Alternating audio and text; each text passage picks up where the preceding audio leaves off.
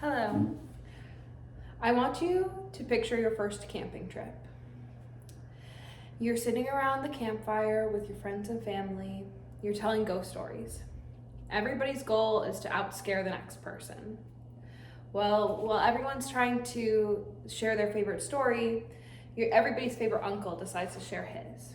Well, he tells a story about a 8-foot hairy monster that lives in the very woods that you're camping in right now.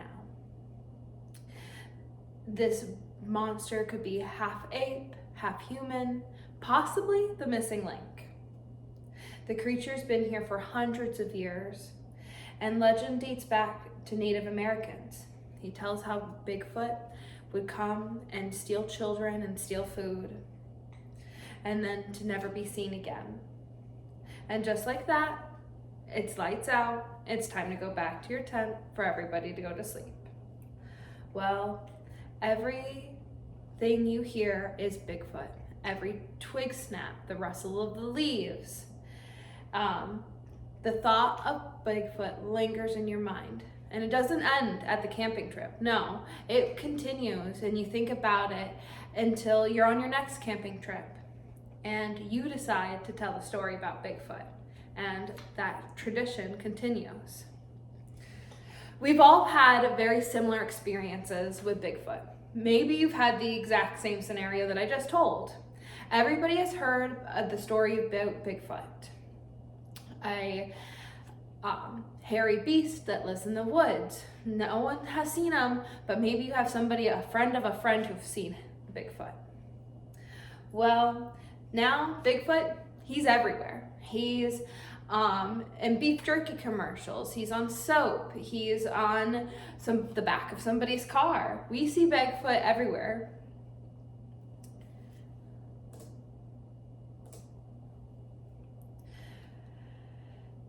This story about Bigfoot has been with us for hundreds of years. It dates back to Native Americans when they would tell these stories. I've been researching Bigfoot and the stories about Bigfoot for the last couple of weeks.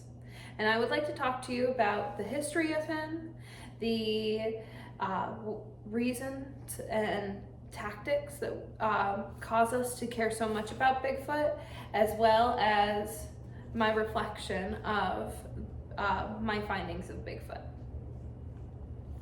So, again, Bigfoot, the story of Bigfoot was passed through oral stories, passed through Native Americans from the Pacific Northwest. I found that from the State Museum of Arizona's website. But however, the first documentation was back in 1865 by an ethnographer named George Gibbs. And I found that from OregonEncyclopedia.org. Bigfoot didn't really start to take off until 1958. The media had released a plaster foot cast of Bigfoot. Again, a footprint that looks exactly like ours, however, much larger. This footprint was found by Ray Wallace, a road contractor working in Northern California, as stated from State Museum Arizona.edu. However, after his death, his children came forward stating that the cast that Mr. Wallace had created was a hoax, as reported from the SmithsonianMag.com. Not much has changed over the time with this folklore. However, now people seem to be cashing in on the name of Bigfoot, such as there are TV shows where they are searching for Bigfoot. However, they've never quite found him. This conspiracy theory has never been debunked. There have been many hoaxes, and there aren't very much credible evidence of Bigfoot's existence. However, there is a pretty popular piece of evidence back from 1967. Roger Pattinson and Bob Giblin claim to have filmed Bigfoot by Bluff Creek. This is the most disputed evidence that we have. Some people say that that is a man walking in a suit. However, some people say that it is the arms and legs aren't proportional to a man's. This theory is pretty much popular because of pop culture. Everybody's kind of interested in it, and it piques everybody's interest. The reason why the different tactics that were used for this conspiracy theory is the bandwagon theory.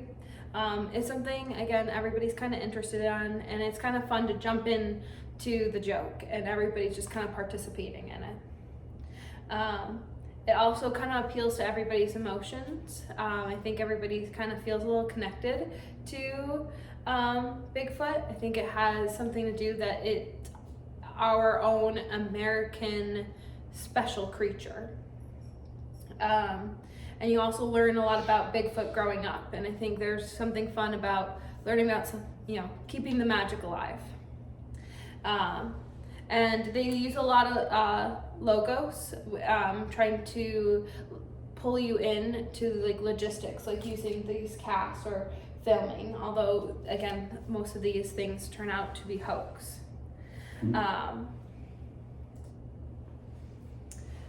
My personal reflection on Bigfoot is I like to believe in Bigfoot for the fun of it. I think it's a lot of fun, but I don't think I would put any money on the existence of Bigfoot. One thing that surprised me about my research was that the foot cast that Ray Walls created, it was kind of a bummer to find out that it was just a hoax. I think it's wrong to lie to people, and he lied to a lot of people. So I do find it pretty honorable that his children actually did come out and tell the truth. So I just want to say that it's fun to play with the idea of Bigfoot. It's fun to tell ghost stories. However, we can't bank too much on the idea of Bigfoot. We need to be critical of evidence that is shared with us, because it can be faked. However, just don't get carried away when you're telling stories. Although we don't get to see Bigfoot in the woods, we still have the opportunity to see Bigfoot all around us. Again, you might have a sighting. You might see him out and about, again, when you're shopping or outside of a store. Thank you.